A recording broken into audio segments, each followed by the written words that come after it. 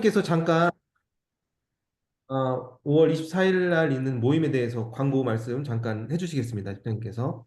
네. 네, 안녕하세요. 네, 5월 24일에 저희들 대면 모임 하기로 그렇게 몇 번 목사님 말씀하셨잖아요.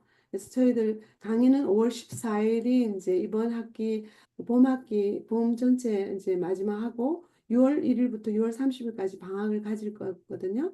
그 전에 이제 5월 24일에 토요일에 같이 모여서 서로 얼굴도 좀 알고 싶고 대화도 하고 또 그동안 통독하면서 경험 같은 것도 좀 나누면은 목사님한테 또 도움도 될 것 같습니다. 그래서 음, 가지려고 하는데요. 식사를 준비해요, 저희들이. 그래서 식사를 맛있게 하려고 준비하려고 합니다. 솜씨 좋으신 분들 이렇게 부탁해서.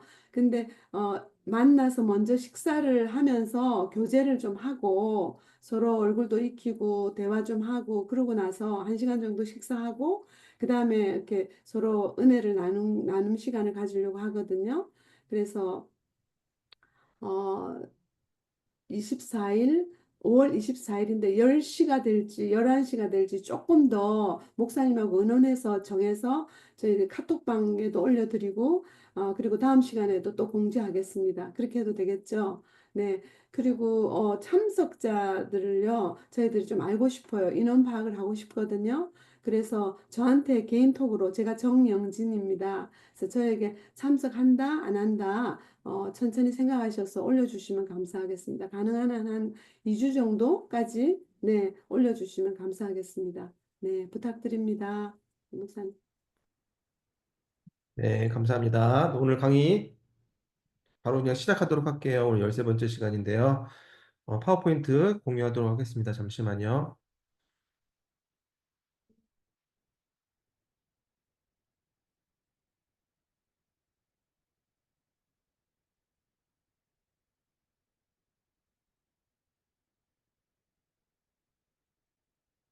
보이시나요?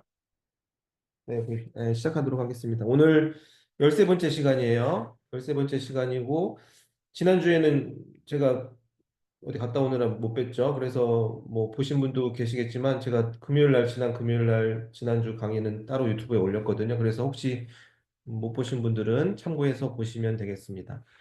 오늘 13번째 시간이고 원래는 14번째가 끝나는 시간이에요. 2학기가. 근데 지금 가능하면은 한 번 더 해서 5월 14일까지 해서 8번 해서 2학기 마칠 예정입니다. 오늘 강의는 첫 번째는 이제 지난주에 봤었던 열왕기하 말씀 잠깐 복습하고요.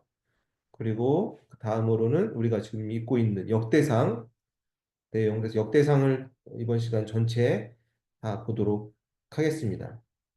질문들을 안 주셔가지고요. 질문들이 없어요. 그래서 역대상도 이렇게 다룰 수 있는 내용이 그렇게 많지는 않아서 오늘 강의는 조금 일찍 끝날 수도 있습니다. 여러분들은 되게 슬픈 소식일 수도 있는데 그냥 좀 빨리 끝낼 수 있으니까요. 참고하시면 될 것 같습니다. 스케줄 한번 다시 한번 볼게요. 이제 4월달, 오늘이 4월 30일이죠. 4월 마지막 날입니다. 그래서 지금 역대상 말씀까지 사무엘상부터 해서 4월달에 이제 역대상 말씀까지 우리가 이렇게 함께 보았습니다. 참고하시고요. 이제 5월달은 이런 식으로 되는데 원래는 5월 7일 다음 주가 이제 마지막 시간인데요. 5월 14일까지 해서 스가랴 에스더까지 지금 보려고 지금 계획하고 있습니다. 그리고 저희 오프라인 모임은 5월 24일 날 토요일 날 10시나 11시쯤 이제 교회에서 모일 예정이고요. 그래서 5월 21일, 28일은 모임이 없다는 거를 기억하시면 됩니다.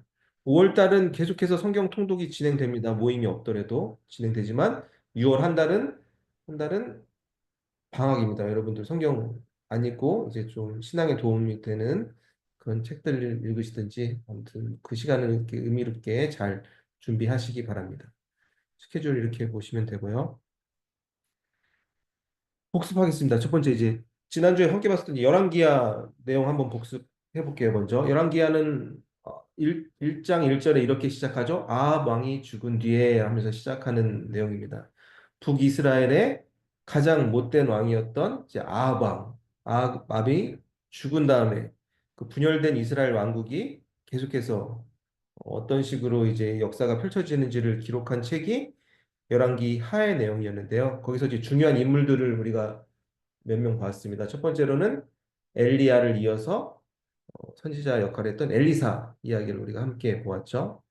엘리사 이야기를 보았고, 그 다음에 나아만 장군이 엘리사의 그런 말을 듣고 그 문둥병에서 낫는 모습, 회개하는 모습을 또 보았습니다.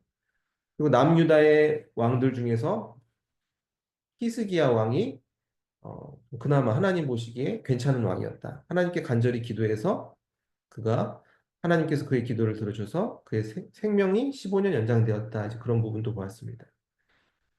그리고 또 요시야 왕이 남유다 망가진 그런 왕국을 회복하기 위해서 하나님의 말씀을 찾는 장면, 그리고 유월절을 회복했던 장면, 그 장면도 함께 보았죠.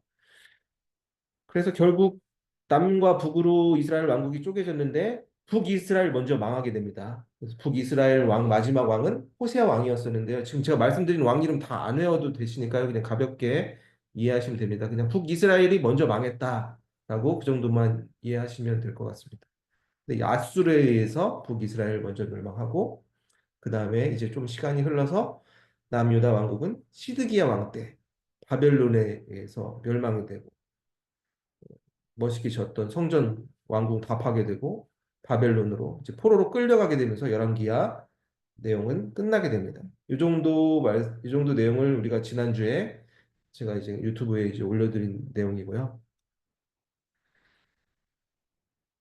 지난주에도 올려드렸는데 참고로 못 보신 분들 위해서 제가 다시 한번 올렸습니다. 이제 남국 왕국 연대표거든요. 글자가 좀 조그만해서 안 보일 수도 있는데 이제 르호보암 남왕국 솔로몬의 아들 르호보암부터 시작돼서 시드기야까지 멸망하는 거. 왼쪽이 이제 남왕국 유다 왕국의 이제 왕들 이름하고 몇 년 동안 다스렸는지 이렇게 기록하고 있습니다.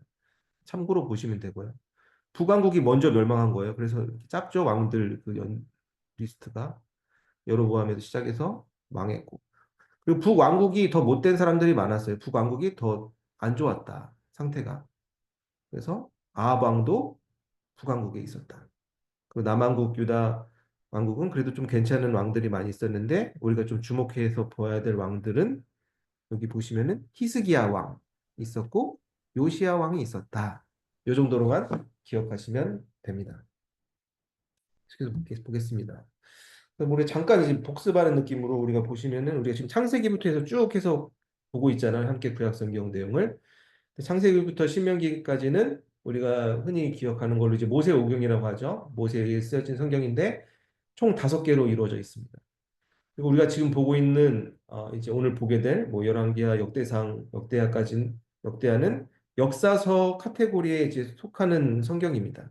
역사서는 여호수아부터 쭉 이어져서 에스더까지를 이제 역사서로 분류를 하는데 그 역사서를 이제 또 중간 부분을 나눌 수 있는 게 바벨론 이스라엘 왕국이 멸망하고 나서 그 이후의 이야기가 역대상, 역대하, 에스라, 느헤미야, 에스더의 이야기다. 이 바벨론 포로로 가는 시점이 되게 이스라엘 역사 속에서 되게 중요한 포인트다라는 것을 기억하시면은 성경 보시는데 조금 더 이해가 잘 되실 것입니다. 이 정도로 볼게요. 이 그림 보시면 왜 갑자기 그림이 나왔지? 이렇게 궁금한 이게 무슨 사진일까요? 잠들어 있죠, 여러 기분. 그리고 앞에 약이 있죠. 이 약이 어떤 약일까요? 제가 뭐 수면제를 찾아서 표현한 건데 이 수면제 먹고 잠든 이분 그림을 왜 썼냐? 이게 성경 통독하면서 이제 가장 힘든 부분이 역대상이라고 그래요. 그래서 이게 성경 통독의 수면제다. 이제 막 그렇게 표현하는 분들이 있더라고요. 얼마나 읽기가 힘듭니까? 무슨 족보음 나오고 계속 그래서 굉장히 힘든 시간을 우리가 지나고 있다. 그런 것을 제가 표현하기 위해서 한번 써봤는데 육대상 말씀이 이게 쉽지가 않아요. 뭐 다른 성경 말씀도 뭐 그렇게 쉽지는 않지만 특별히 육대상이 이렇게 어렵다. 여러분들이 되게 고생하고 계신다. 그런 거를 한번 나누고 싶었습니다. 역대상은 기본적으로 이제 역사, 이제 시대를 다룬 겁니다. 그래서 그 제목을 보면은 영어로 보시면 크로니클이라고 해서 뭐 연대기라고 해석할 수 있는데 히브리어는 뭐 디브레 하에마임 해가지고 그날들의 사건들 이거를 헬라어로 72년 성경으로 보시면은 역대상이 파라레이 포메나라고 되어 있다고요. 그래서 생략된 것들. 그래서 이 두 개의 제목의 뜻을 합쳐서 생각해 보면 역대상은 그날들에 있었던 생략된 사건들을 표현한 것이다라고 보시면 됩니다. 그럼 그날들이 언제입니까? 사무엘서와 열왕기의 내용들, 그 같은 시간대를 역대상, 역대하가 다루고 있는 거예요. 기본적으로 역대기도 하나의 책이었는데 두루마기를 두 개를 쪼갠 겁니다. 역대상하 원래 한 권의 책이었습니다. 이게 사무엘서부터 열왕기하까지의 그 내용들을 다시 어떻게 보면 그 역사가 다시 한번 이야기되고 있는 부분입니다. 그래서 이스라엘이 이제 처음으로 왕이 세워질 때 사무엘에 의해서 사울 왕이 세워질 때부터 망할 때까지 남유다 시드기야 왕까지 어떤 일이 있었는지 그 역사를 다시 한번 기록하는 게 역대상과 역대하의 내용입니다. 그래서 기본적으로 이제 역대상하 역대기 말씀을 보시면은 그때가 이 책이 쓰여진 시점에 대해서 우리가 좀 주목할 필요가 있어요. 이 책이 쓰여진 시점은 열왕기 하에서 이제 바벨론에 의해서 유다가 망해가지고 이제 뭐 포로로 막 끌려가지 않습니까? 근데 그 포로 생활을 한 70년 정도 했어요. 그리고 나중에 이제 고레스 왕 그때 해가지고 이제 다시 돌아오게 됩니다. 그래서 포로 생활을 마치고 돌아온 상황 속에서 다시 이제 과거를 추억하는 거예요. 쉽게 얘기하면은. 우리에게 그동안 어떠한 일이 있었는가? 이스라엘 왕국의 역사를 한번 쭉 이제 다시 그들이 이제 과거로 돌아가서 쭉 살펴보는 내용이 담겨져 있죠. 근데 다시 돌아온 이스라엘은 이제 성전도 파괴되고 왕도 없고 완전히 엉망진창이 된 거죠. 우리나라 한국도 이제 전쟁 겪었을 때 처음에 막 폐허가 돼 있었잖아요. 이제 그런 상황이라고 보시면 돼요. 아무것도 남아있지 않은 그런 폐허 속에서 자신들의 이제 현실을 이제 바라보면서 과거를 추억하며 이제 보는 내용이 역대상, 역대하의 내용입니다. 그래서 역대상은 기본적으로 크게 두 개로 쪼개서 볼 수 있는데요. 전반부는 여러분들이 좋아하는 족보 이야기, 족보 이야기가 담겨 있고 뒷부분은 이제 다윗의 통치에 대해서 담겨져 있습니다. 그리고 역대하는 우리가 다음 주에 볼 거지만 이제 솔로몬의 성전 내용을 되게 자세히 다루고 있고요. 그리고 그 이후로 남유다 이제 19명의 왕들에 대해서 기본적으로 다루고 있습니다. 그래서 역대상, 역대하를 보시면은 기본적으로 남유다 왕국 중심으로 역사가 기록되어 있어요. 북이스라엘은 너무 못된 짓을 많이 했기 때문에 많이 기록이 안 돼 있고 남유다 왕국 중심으로 기록되어 있는 역사가 역대상, 역대하에 담겨져 있다라고 보시면 됩니다. 그래서 역대기 말씀은 당시 이스라엘 민족의 상황을 다시 한번 이렇게 짧게 정리해서 표현해 보면요. 일단 정체성이 파괴됐죠. 그들이 이제 포로로 끌려가고 이스라엘 민족이 나라가 완전히 망해가지고 정체성이 완전히 다 파괴되고 무너진 상황이었어요.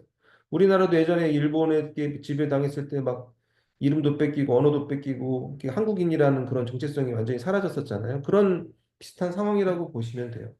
정체성이 파괴된 상황이었고 다윗의 언약이 파괴되었던 상황입니다.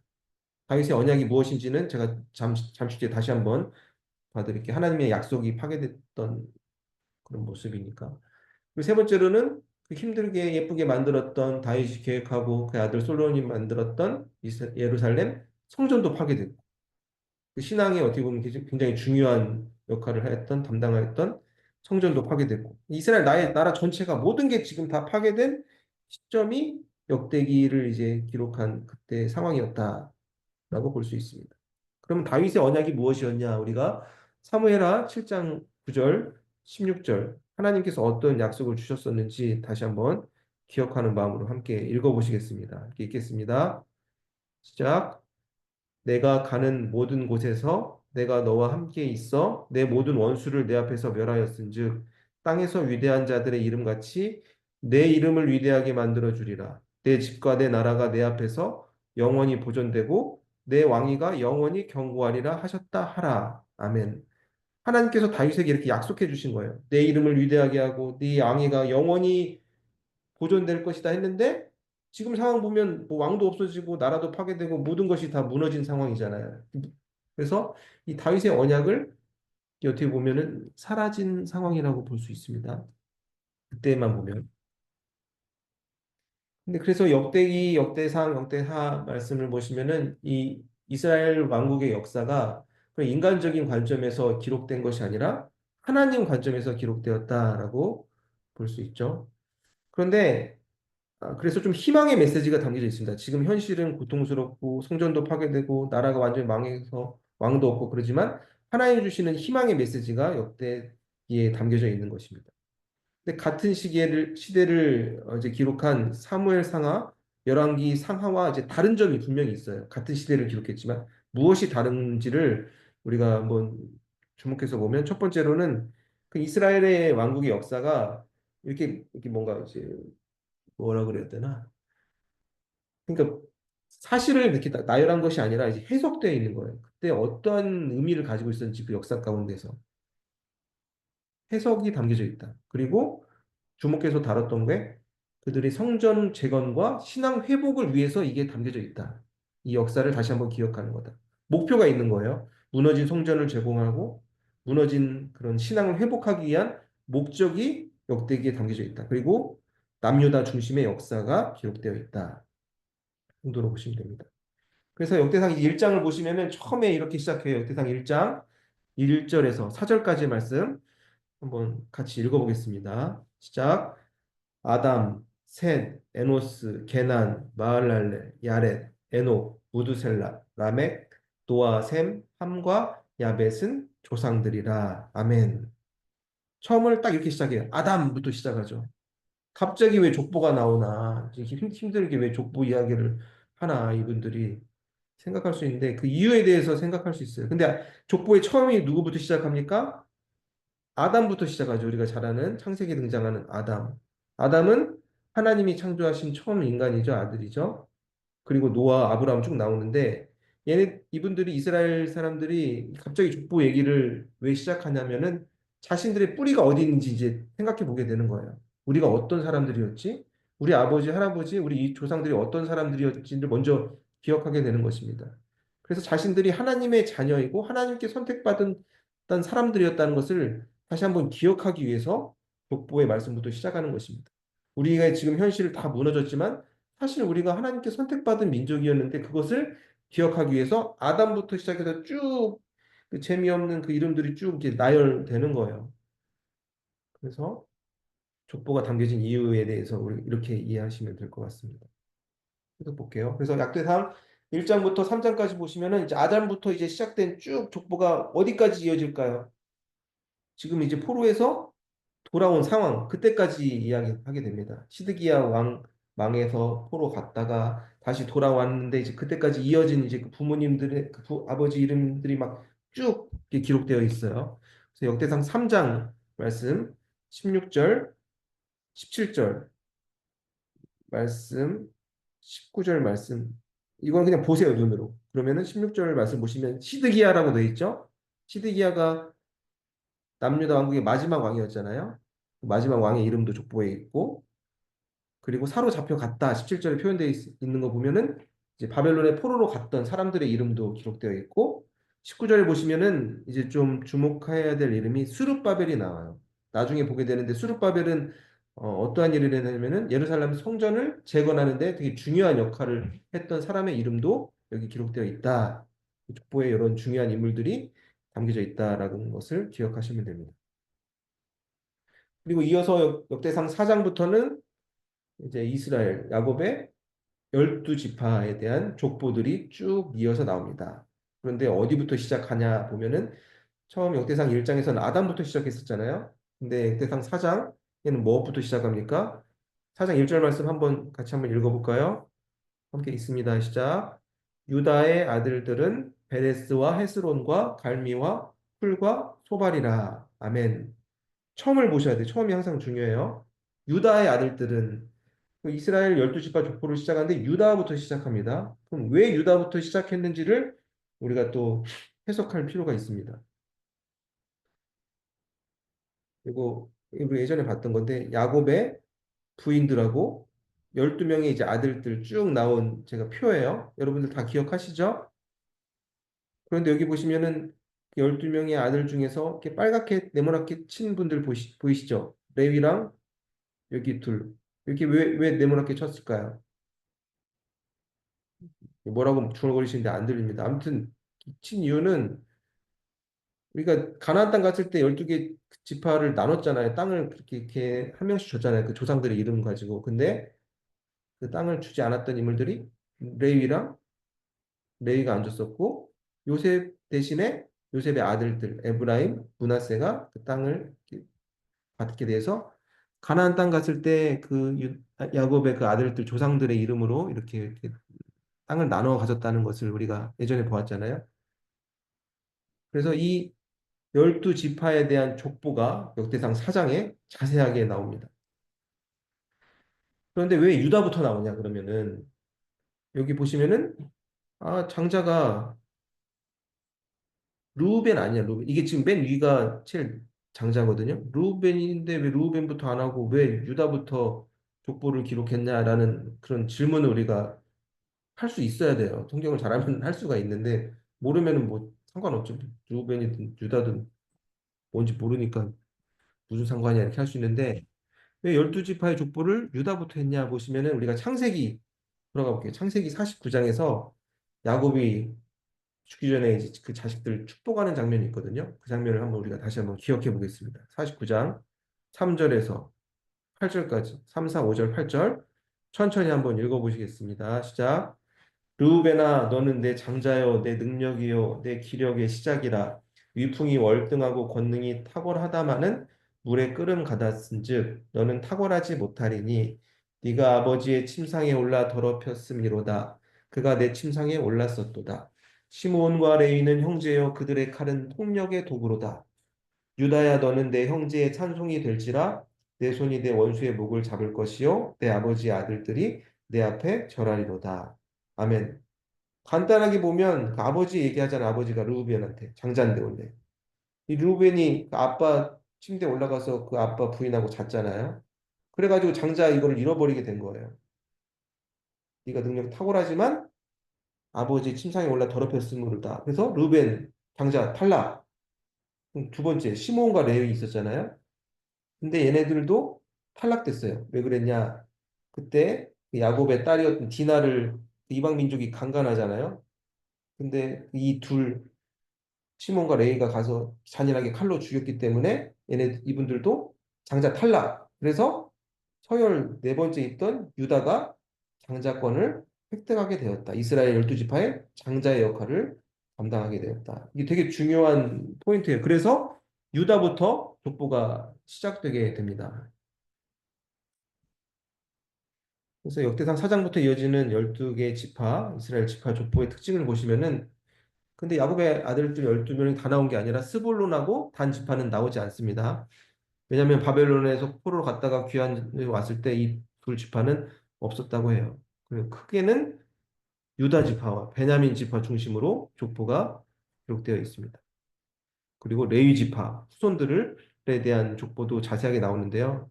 레위 지파를 이렇게 자세히 다룬 이유는 성전 재건을 하기 위한 목표가 있었기 때문에 레위 지파가 거기서 중요한 역할을 해서 레위 지파의 족보도 자세하게 다뤘습니다. 그래서 유다 지파, 베냐민 지파, 레위 지파가 자세하게 다뤄져 있다. 근데 넘어가 재미가 없다. 족보라 알 수가 없다. 그런 내용들이 담겨져 있습니다. 그리고 사장을 보시다 보면 우리에게 익숙한 이름이 나와요. 여러분들 여기 보셨을 수도 있는데 이게 한 15년 전에 되게 유행했던 책이거든요. 이게 브루스 윌킨슨이라는 미국 분이 쓴 야베스의 기도라는 책이 있는데 혹시 보신 분 계신가요? 네. 그 야베스의 기도 주인공 야베스가 역대상에 등장합니다. 어떻게 등장하나? 한번 우리 읽어볼게요. 역대상 4장 9절, 10절 말씀 함께 같이 읽어보시겠습니다. 시작. 야베스는 그의 형제보다 귀중한 자라 그의 어머니가 이름하여 이르되 야베스라 하였으니 이는 내가 수고로이 낳았다 함이었더라. 야베스가 이스라엘 하나님께 아뢰어 이르되 주께서 내게 복을 주시려거든 나의 지역을 넓히시고 주의 손으로 나를 도우사 나로 환난을 벗어나 내게 근심이 없게 하옵소서 하였더니 하나님이 그가 구하는 것을 허락하셨더라. 아멘. 이 야베스가 어떤 인물인지 자세히 알 수가 없습니다. 야베스에 관한 내용이 이 두 절밖에 없어요. 근데 이 두 절 가지고 그 목사님께서 책을 쓰신 거예요. 근데 그 책을 보신 분들은 뭐 이해할 수 있는데 이게 이 야베스의 기도가 왜 중요하냐? 못 보신 분들을 위해서 소개해드리면은 일단 이 여기서 역대상 4장에서 나온 야베스는 족보인데 부모님의 이름이 안 나와요. 부모님의 이름이 안 나와요. 그러니까 어떻게 보면은 그렇게 중요하게 안 다룰 만한 사람인데도 갑자기 야베스가 튀어나오는데 야베스 이름의 뜻을 우리가 좀 먼저 해석해 보면 야베스란 이름이 고통이라는 뜻을 가지고 있다고 합니다. 그러니까 부모님의 이름이 안 나왔지만 그 엄마 아버지가 고통 가운데 이 야베스를 가졌다라고 우리가 해석을 할 수 있죠. 그런데 지금 이 상황의 모습이 이스라엘 현재 공동체 상황의 모습이라고 우리가 볼 수 있는 거예요. 지금 굉장히 고통의 순간 아닙니까? 나라가 잊어버리고 성전도 파괴되고. 근데 이렇게 고통의 순간이었지만 야베스가 간절히 기도하잖아요. 내게 복을 주시려거든 나의 지역을 높이시고 환난을 벗어나 내게 근심이 없게 하옵소서. 이렇게 간절히 기도했더니 하나님께서 그가 구하는 것을 허락하셨더라. 결국 간절히 고통 가운데서 기도해서 하나님의 응답을 받았다. 여기가 이제 중요한 부분이라고 한 거 생각할 수 있습니다. 그래서 이스라엘 민족의 회복과 희망을 이 야베스가 상징하고 있다 정도로 해석하시면 됩니다. 어려운 가운데 있었고 이름도 고통이었지만 하나님께 간절히 기도해서 그가 하나님의 응답을 받았다. 그게 야베스의 기도다라고 보시면 됩니다. 계속해서 보겠습니다. 그리고 12지파 족보 중에서 또 중요하게 다뤘던 족보가 하나가 베냐민 지파에 대해서 자세히 나옵니다. 역대상 8장을 보시면은 베냐민 이제 낳은 자는 뭐 누구고 누구 쭉 나오는데 베냐민 지파는 우리가 이제 이스라엘 초대 왕이었던 사울의 조상이었다는 것을 우리가 기억할 수 있습니다. 그래서 베냐민 지파도 좀 자세히 다루죠. 그리고 이제 바벨론 포로에서 돌아온 이스라엘 사람들에 대한 내용도 역대상 9장에 이제 담겨져 있습니다. 그들이 어떤 사람이었는지, 왜 바벨론에 갔었는지 그 이유에 대해서도 역대상 9장에서 기록하고 있죠. 유다가 범죄함으로 말미암아 바벨론으로 사로잡혀 갔었다. 거기에 성읍에 처음으로 거주한 이스라엘 사람들의 이름도 거기 기록되어 있습니다. 넘어가겠습니다. 그리고 이제 베냐민 지파에 대한 내용이 나오고 이어서 역대상 10장 말씀을 보시면은 사울 왕에 대한 평가가 나와요. 사울 왕도 40년 이스라엘 다스렸고 다윗도 40년 다스렸습니다. 그런데 사울 왕에 대해서는 어떻게 이들이 이제 기억하고 평가하는지 내용을 역대상 10장 6절, 13절, 14절 말씀 다시 한번 같이 한번 읽어보시겠습니다. 시작. 이와 같이 사울과 그의 세 아들과 그 온 집안이 함께 죽으니라. 사울이 죽은 것은 여호와께 범죄하였기 때문이라. 그가 여호와의 말씀을 지키지 아니하고 또 신접한 자에게 가르치기를 청하고 여호와께 묻지 아니하였으므로 여호와께서 그를 죽이시고 그 나라를 이새의 아들 다윗에게 넘겨 주셨더라. 아멘. 역대상을 보시면 다윗에 대한 내용은 되게 좋은 얘기가 많이 나와요. 후반부에 보시면은. 근데 사울은 되게 안 좋게 나왔죠. 그 사울과 그 세 아들과 온 집안이 그냥 다 죽었다. 비참한 죽음을 맞이하였다라고 나오는데 그 죽은 이유에 대해서 13절하고 14절을 보시면 크게 세 가지를 다시 한번 딱 정확하게 이야기해요. 첫 번째로는 그가 하나님의 말씀을 지키지 아니했고 두 번째로는 신접한 자를 찾아갔고 세 번째로는 여호와께 묻지 아니하였다. 그래서 그가 불행한 최후를 맞이하게 되었다. 이렇게 성경은 사울에 대해서 평가하고 있습니다. 역대상에서 안 좋게 불행한 삶을. 그리고 이어서 이제 역대상 11장부터 마지막 이제 29장까지는 다윗의 통치에 대해서 이야기합니다. 다윗이 어떤 인물이었는지. 그런데 여기서 좀 주목하게 볼 필요가 있는 게 우리가 사무엘기랑 열왕기상 내용 이제 쭉 보시면은 다윗의 실수 같은 것들이 이제 그 전에는 기록되어 있는데 역대상에서는 다윗의 실수가 제대로 기록되어 있지 않아요. 그러니까 잘 기억하는 그 밧세바 간음 사건이 기록되어 있지 않습니다. 그럼 왜 이게 기록되어 있지 않나 생각해 보면 다윗이 지었던 밧세바 간음 사건을 또 용서받은 죄악이라고 또 해석을 하거든요. 이게 물론 좀 사람마다 생각하는 게 다를 수도 있지만, 근데 그 성경 말씀을 바탕으로 우리가 해석해 보면, 아, 그게 그렇게 큰 죄인데 왜 나오지 않았을까? 이렇게 우리가 질문할 수 있잖아요. 그런데 사무엘하 12장 13절 말씀 보시면은 다윗이 회개하는 장면이 있거든요. 그 말씀을 다시 한번 함께 같이 읽어 보시겠습니다. 다윗이 나단에게 이르되 내가 여호와께 죄를 범하였노라 하매 나단이 다윗에게 말하되 여호와께서도 당신의 죄를 사하셨나니 당신이 죽지 아니하려니와 아멘. 그래서 다윗의 실수라고 보는 거예요. 다윗이 회개해서 하나님께 바세바 사건은 용서받았다로 우리가 해석할 수 있습니다. 뿅. 그리고 이제 다윗이 이스라엘을 이제 통일하는 모습이라든가 이제 그런 것들이 이제 자세히 쭉 나와요. 그러니까 기본적으로 역대상 말씀 이제 족보가 끝나면은 우리가 사무엘기, 열왕기 내용을 이제 복습하는 내용으로 이제 다시 한번 보면 돼요. 다시 한번 똑같은 내용이지만 반복해서 나오지만 그때를 우리가 다시 한번 생각해 볼 수 있는 거예요. 이스라엘을 통일하는 모습, 역대상 11장 3절 말씀 또 함께 같이 한번 읽어보시겠습니다. 시작. 이에 이스라엘의 모든 장로가 헤브론에 있는 왕에게로 나아가니 헤브론에서 다윗이 그들과 여호와 앞에 언약을 맺음에 그들이 다윗에게 기름을 부어 이스라엘의 왕으로 삼으니 여호와께서 사무엘을 통하여 전하신 말씀대로 되었더라. 아멘. 사울 왕이 다스릴 때만 해도 이제 왕 이게 나라가 쪼개져 있었는데 이스라엘의 모든 장로가 이제 다윗을 찾아와서 기름을 부으면서 이제 하나의 이스라엘 왕국을 처음으로 다윗 시대에 열리게 되었다라는 것을 다시 한번 기록하고 있습니다. 그리고 다윗이 했던 여러 가지 일들 중에서 이제 하나님의 괴를 찾는 장면에 대해서도 또 자세히 다시 한번 기록하는데요. 역대상 13장 3절, 9절, 또 10절 말씀 이어서 또 읽어 보시겠습니다. 시작. 우리가 우리 하나님의 괴를 우리에게로 옮겨오자 사울 때에는 우리가 괴 앞에서 묻지 아니하였느니라 하매 기돈의 타작마당에 이르러서는 소들이 뛰므로 우사가 손을 펴서 괴를 붙들었더니 우사가 손을 펴서 괴를 붙듦으로 말미암아 여호와께서 진노하사 치심에 그가 거기 하나님 앞에서 죽으니라. 아멘. 우리가 그 전에 내용 기억하는 거예요. 하나님의 괴를 처음에 다윗이 찾으려고 했는데 갖고 오다가 소들이 막 뛰니까 벗개가 이제 떨어지려고 하는데 우사가 딱 잡잖아요. 그러다가 이제 죽음을 맞이했다. 하나님께서 진노하셨다. 이 장면 똑같은 내용인데 다시 반복해서 나옵니다. 그러니까 처음에 하나님의 길을 찾으려고 시도했다가 안 돼서 오베데돔인가 이제 거길로 이제 거기서 3개월 동안 하나님의 길가 머물게 되죠. 그 뒤로 다시 한번 하나님의 법궤를 찾으려고 다시 또 시도하는 내용입니다.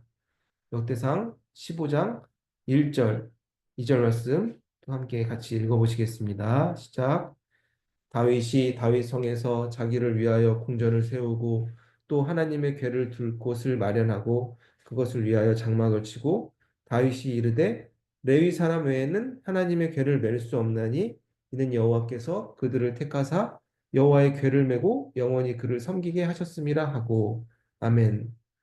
우리가 다시 한번 기억해 보면 처음에 그 법궤 옮길 때 그 소에다가 마차 같은 거 실어가지고 옮겼었잖아요. 그래서 막 소가 움직이니까 흔들려서 잡으렸던 건데 법궤는 원래 하나님이 어떻게 옮기라고 명령하셨습니까? 어깨에 메고 이렇게 옮기라고 명령하셨잖아요. 그거를 다시 기억을 한 거예요. 그래서 레위 사람이 하나님 궤를 레위 사람만 하나님의 궤를 맬 수 있다. 이렇게 해서 다시 두 번째 하나님의 법궤를 찾으려는 시도를 해서 결국 이것은 성공하게 되죠. 그리고 나서 이제 이어져서 역대상 이제 후반부 17장을 보시면은 다윗의 소원이 등장합니다. 다윗이 이제 이후에 어떠한 소원을 가지고 있었는지 이스라엘 왕국을 다스리면서 어떠한 소원을 가지고 있었는지 역대상 17장 1절 4절 말씀 계속해서 읽어보시겠습니다. 시작. 다윗이 그의 궁전에 거주할 때에 다윗이 선지자 나단에게 이르되 나는 백향목 궁에 거주하거늘 여호와의 언약궤는 휘장 아래 있도다. 4절 가서 내종 다윗에게 말하기를 여호와의 말씀이 너는 내가 거할 집을 건축하지 말라. 아멘. 그러니까 다윗이 하나님하고 직접 이야기한 게 아니라 중간에 나단 선지자를 통해서 자기 이야기도 전하고 하나님 이야기도 들었는데 다윗이 성전을 지으려는 이제 목적을 가지고 있었는데 그게 이제 스스로 나단에 이렇게 얘기하죠. 나는 이렇게 백향목으로 지은 아름다운 궁에 거주하는데 하나님의 법궤가 저렇게 휘장 안에 있는 게 내가 너무 마음이 아프다. 내가 성전을 짓고 싶다. 이런 고백을 나단 선지자를 통해서 하나님께 하죠. 근데 하나님께서는 뭐라고 말씀하십니까? 다윗에게 너는 내가 거할 집을 건축하지 말라. 이렇게 말씀하십니다. 우리가 다 봤던 내용입니다. 넘어갈게요. 그런데 하나님께서 그 다윗의 마음을 이렇게 좋게 보시고 하나님께서 약속을 해주세요. 하나님을 위해서 그 언약궤를 위해서 성전을 지으려는 그 다윗의 마음을 좋게 보시고 하나님께서 약속해 주시는 장면이 역대상 17장 7절 8절에 이렇게 나옵니다. 그 말씀 함께 또 계속해서 읽어보겠습니다. 시작.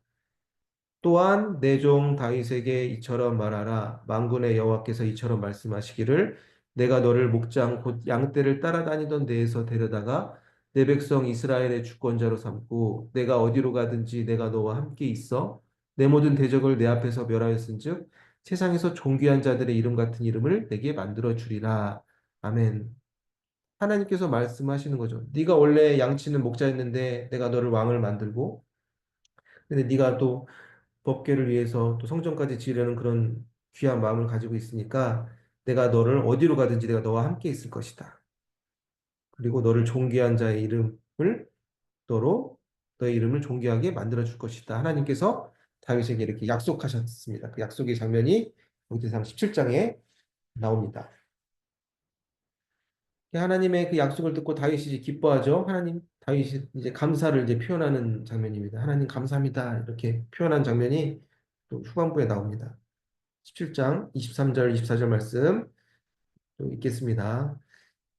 여호와여 이제 주의 종과 그의 집에 대하여 말씀하신 것을 영원히 견고하게 하시며 말씀하신 대로 행하사 견고하게 하시고 사람에게 영원히 주의 이름을 높여 이르기를 만군의 여호와는 이스라엘의 하나님 곧 이스라엘에게 하나님이시라 하게 하시며 주의 종 다윗의 왕조가 주 앞에서 견고히 서게 하옵소서. 아멘.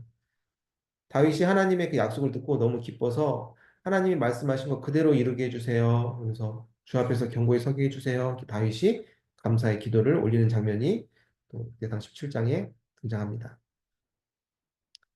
그러고 나서 이제 후반부를 보시면은 여러 가지 다윗이 막 잘했던 것들 많이 나오는데 그 중에서 다윗의 인구조사에 대한 이야기가 갑자기 나와요. 인구조사에 대한 얘기가 왜 나오나? 우리가 그 이유를 살펴보기 위해서 다시 한번 읽어보겠습니다. 역대상 21장 1절, 2절 말씀 함께 읽습니다. 사탄이 일어나 이스라엘을 대적하고 다윗을 충동하여 이스라엘을 계수하게 하니라.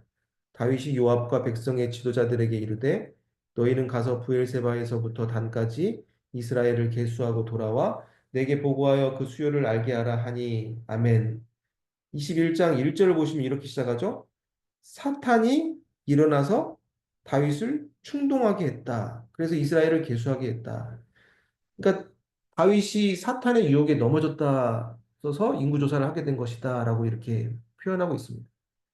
그러니까 다윗이 잘못했던 일들을 기록하는 건데 밧세바 사건은 기록하지 않고 인구 조사를 이렇게 중요하게 기록하고 있는 거예요. 이게 왜 그럼 큰 죄였나?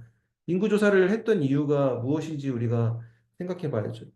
전쟁에 참여할 수 있는 그 군인의 숫자를 이제 확인하기 위해서 인구조사를 시켰던 건데 사탄의 유혹에 넘어져서 하나님께서 자기 왕위를 영원히 보존시켜 주신다고 했는데 그 약속을 믿지 못했고 인간적으로 생각해서 인구조사를 했던 것이 큰 죄악이었다는 것을 역대상에서 이제 다시 한번 그 다윗이 잘못했던 것을 중요하게 표현하고 있는 거죠.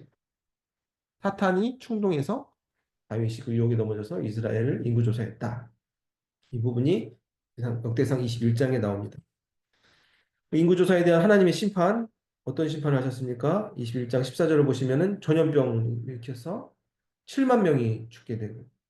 그런데 이또 전염병이 멈춰지게 되죠. 어떻게 전염병이 멈춰지게 되죠? 26절, 27절 말씀 읽어보시겠습니다. 이게 있습니다.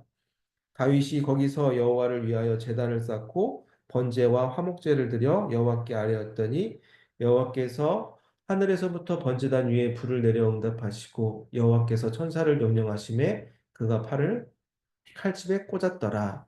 아멘. 인구조사에서 하나님께서 노하셔서 전염병 일으키셔가지고 7만 명이나 죽게 됐는데 다윗이 거기에서 이제 번제와 화목제를 드려가지고 하나님께서 진노를 멈추셨다. 하늘에서부터 불이 팍 내려와서 재물들이 탔다. 진도가 멈추는 장면도 기록되어 있습니다.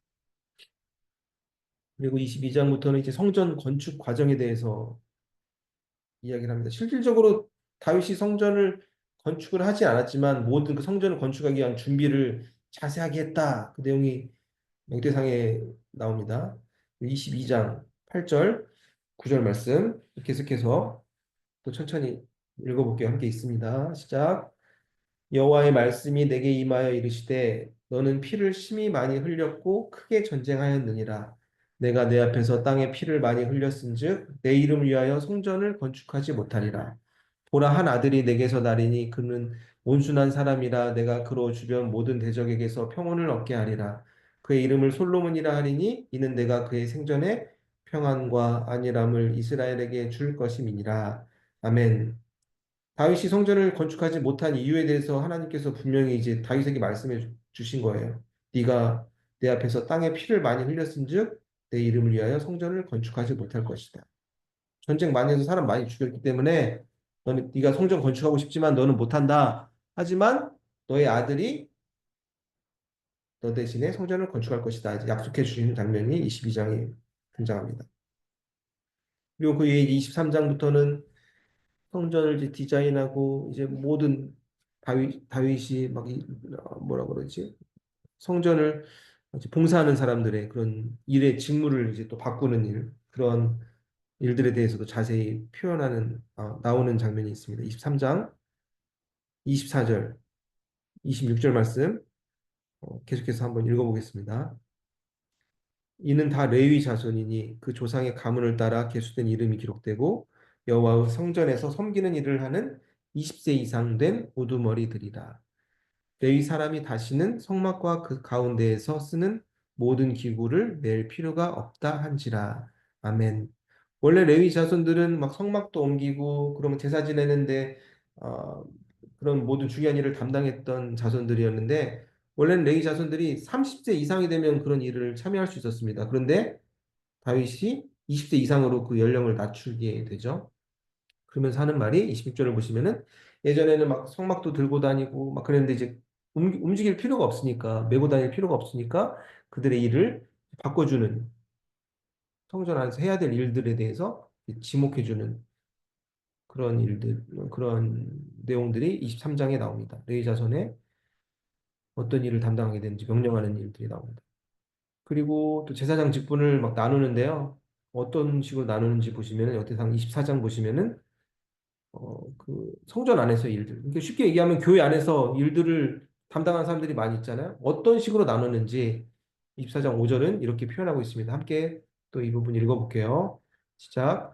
이에 제비 뽑아 피차에 차등이 없이 나누었으니 이는 성전의 일을 다스리는 자와 하나님의 일을 다스리는 자가 엘르아살의 자손 중에도 있고 이다말의 자손 중에도 있습니다. 아멘. 그러니까 어떤 분은 뭐 어떤 분은 더 좋은 거 하고 싶고 어떤 분은 뭐 청소하고 싶고 청소하기 싫고 막 이렇게 나눌 수 있잖아요. 그런데 차등이 없이 그 성전의 일을 나누기 위해서 어떻게 했다?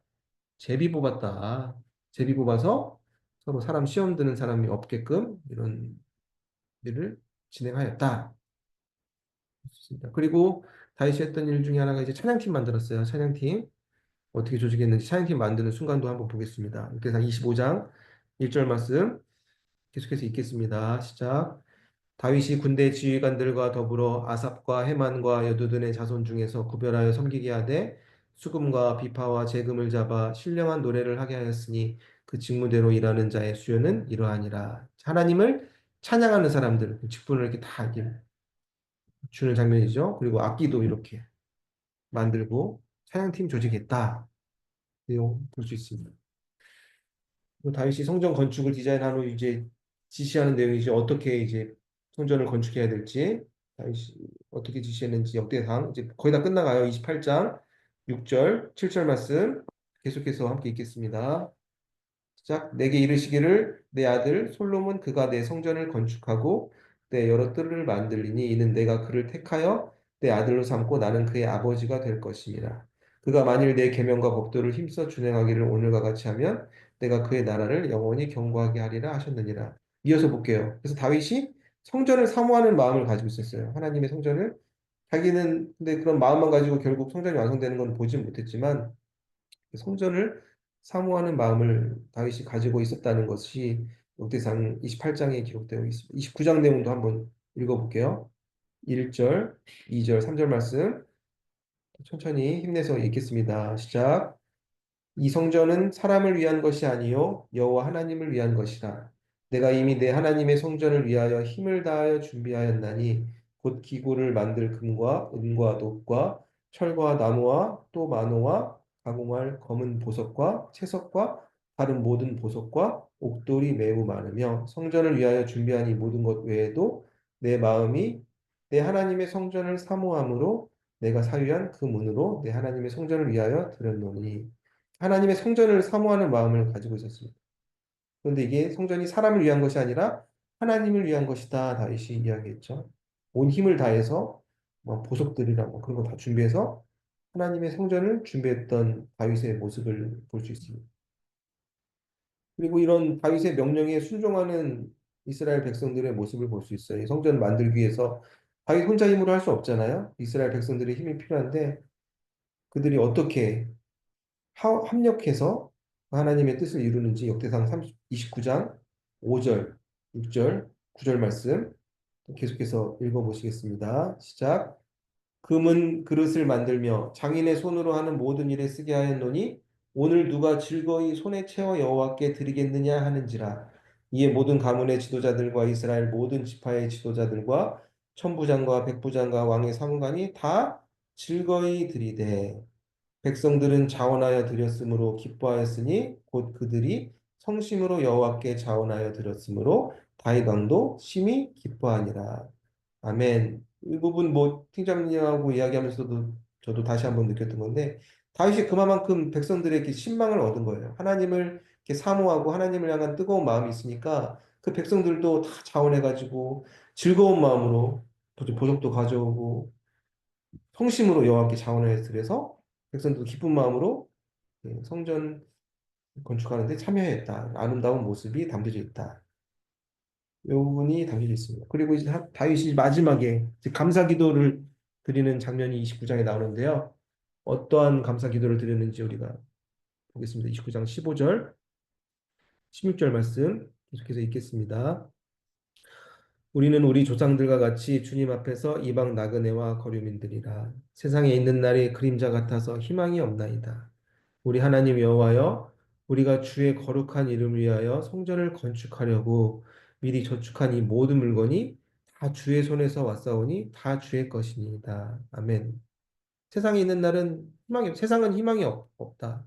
모든 것들이 다 하나님께서 오신 주인 거기 때문에 우리가 다 주님께 돌려드립니다. 이렇게 하면서 하나님께 감사의 기도를 다윗이 하였습니다. 이 부분도 29장에 담겨 있습니다. 그래서 목대상 29장까지 되어 있는데요. 이렇게 해서 끝나게 돼요. 그래서 뭐 복잡한 내용이 담겨져 있지 않습니다.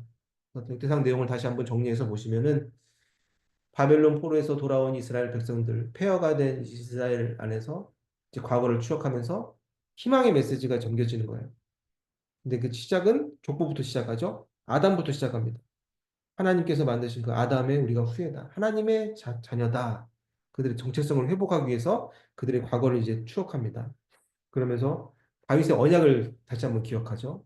하나님께서 다윗을 통해 이스라엘 왕국 영원히 이제 보존을 해주시기 했던 그 약속을 다시 한번 기억하게 됩니다. 지금은 우리가 나라가 망해서 성전도 부서지고 왕도 없지만 하나님께서 우리를 다시 한번 회복시켜 주실 것이다. 그런 희망이 그 안에 담겨져 있는 거죠. 그리고 그 4장부터는 이스라엘의 12개 지파에 대한 족보가 쭉 나옵니다. 거기에서 이스라엘이 처음 왕이었던 사울에 대한 이제 안 좋은 평가가 나왔죠. 그가 하나님께 묻지 않고 신접한 찾고 막 그래서 온 가족이 불행한 죽음을 맞이하게 되었다. 이렇게 대한 사울에 대한 평가는 잠깐 나오고 다윗에 대한 평가는 계속 나와요. 쭉 11장 이후로부터 다윗이 얼마나 이렇게 잘 다스렸는지 나를 다스렸는지 또 하나님의 괴를 가지고 왔는지 성전 건축을 얼마나 그렇게 성심성의를 다해서 다 했고 하나님의 성전을 사모했고 그 백성들이 순종하였는지가 그 내용들이 역대상 후반부에 이렇게 쭉 담겨져 있습니다. 여기까지가 역대상의 내용이라고 할 수 있을 것 같아요. 시간이 많이 오버됐네요. 제가 40분 안에 끊으려고 했는데 50분까지 보게 된 것 같아요. 아무튼 여러분들 뭐 족보 있느라고 고생 많이 하셨고요. 역대상 이제 후반부 하면 조금 이제 재밌는 거 나오니까 힘을 내서 같이 또 하나님의 말씀을 보시면서 또 고난 가운데 하나님의 약속을 기억하는 그런 이스라엘 백성을 보면서 우리의 삶 속에서도 또 하나님이 약속을 붙들며 살아가시는 또 세상 가운데 승리하시는 많은 말씀 붙들고 승리하시는 모든 성도님들이 되시기를 주님의 이름으로 축복합니다. 여러분 이제 뭐 특별히 하실 말씀 없으시죠? 질문 그리고 질문들을 주세요. 질문들을 잘 주시다 족보 나오니까 갑자기 안 주시니까 제가 할 일이 줄어들어서 좀 아무튼 주세요. 질문들을. 오늘 강의는 여기서 마치도록 하겠습니다. 오늘 마지막으로는 오늘 강의를 위해서 양의경 전도사님께서 기도해 주시고 오늘 시간 마치도록 하겠습니다. 기도하시겠습니다. 사랑과 은혜의 아버지 하나님, 오늘도 생명 주셔서 이 좋은 날을 보게 해주시니 감사드립니다. 무엇보다 하나님을 알 수 있도록 계시의 말씀을 주시고 또 우리에게 하나님을 더 알고 싶은 마음 주셔서 이렇게 함께 모여 말씀을 배우고 읽게 하시니 감사 또 감사드립니다. 인도하시는 황 목사님 늘 마르지 않는 샘처럼 성령으로 충만케 해주시고 하시는 모든 일들을 형통케 해주셔서 맡겨주신 양무리를 돌보시는 일에 부족함이나 피곤함이 없도록 목사님과 가정을 축복해 주시기를 간구합니다. 성실하게 섬기시는 팀장님에게도 힘과 능력 주셔서 넉넉히 감당케 해주시고 주님의 칭찬과 격려로 그 수고를 위로해 주시기를 간구합니다. 함께하는 저희 각 사람도 말씀에서 멀어질 때는 영적 배고픔과 목마름을 느낄 수 있도록 늘 깨어 있기 원합니다.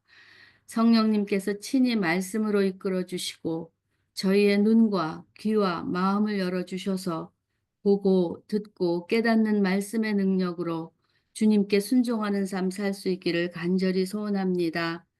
ANC가 세상이 바라보며 궁금해하는 건강한 믿음의 말씀 공동체 되게 해주셔서 저희들 그 안에서 서로 동역하며 세워가는 건강한 지체들 되기 원합니다. 주님께서 말씀하신 그대로 마지막 때임을 증거하는 세상의 모든 일들과 소문들 가운데 있습니다. 말씀으로 저희들의 마음을 지켜주시고 다음 세대를 위해서 기도하며 이 땅에서 하나님 나라를 살아가는 저희들 되게 해주실 아버지 하나님께 감사드리며 우리 주 예수 그리스도의 존귀하신 이름으로 기도드립니다. 아멘. 감사합니다, 전사님. 네, 모든 분들 다 수고하셨습니다. 네, 다음, 감사합니다. 네, 감사합니다. 다음 주 수요일 날 또 뵙겠습니다. 감사합니다. 네, 감사합니다. 수고하셨어요. 네, 감사합니다. 네. 네.